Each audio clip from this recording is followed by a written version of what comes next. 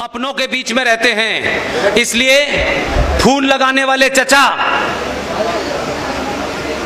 जिनको कोई याद नहीं रखना चाहता था, खामखा इस देश के बच्चों पे अत्याचार कर दिया। जिस दिन वो पैदा हुए उन्होंने कहा नहीं इसी दिन बाल दिवस मनाओ। बच्चों से उनका क्या लेना देना था? उनका तो ज्यादातर बच्चियों की अम्मियों से होता था लेना देना, बच्चों से क्या लेना देना था?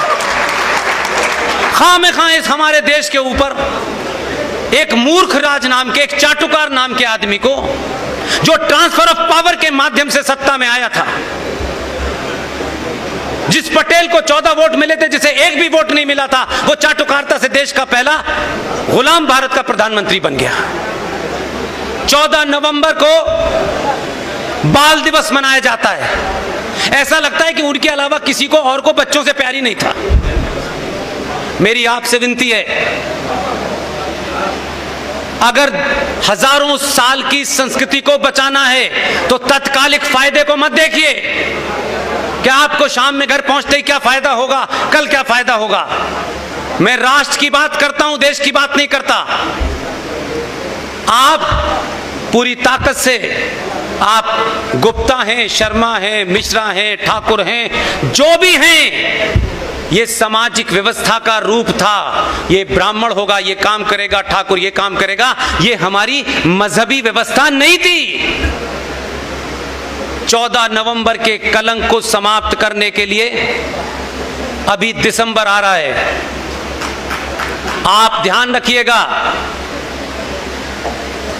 गुरु गोविंद सिंह के छात्र पुत्र थे, 2 चमकौर के युद्ध में मार दिए गए और 2 साहबजादा जोरावर सिंह और साहबजादा फतेह सिंह बच्चों की उम्र के थे।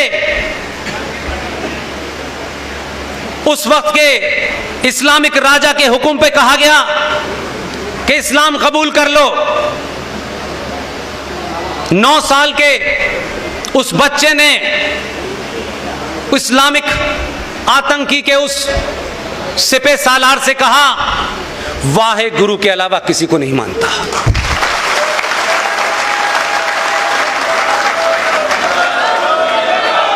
अगर किसी सियासी दल की मक्कारी, अगर किसी सियासी दल ने इनके खून से होली खेली है तो आपको और मुझे किसने रोका है? 26 दिसंबर को उन दोनों शहजादों को दीवार में चिनवा दिया गया, इसलिए कि उन्होंने इस्लाम कबूल नहीं किया। दोनों की मौत हो गई। उनकी दादी गुरजुरी देवी को जब यह पता चला, उनकी भी मौत हो गई। अगर भारत के बच्चों को अपने सम्मान और पुरुषार्थ के बारे में बताना है तो 26 दिसंबर को बाल दिवस मनाएं, अपने आप देश के लोग समझ जाएंगे। बहुत बहुत धन्यवाद। Thank you very much.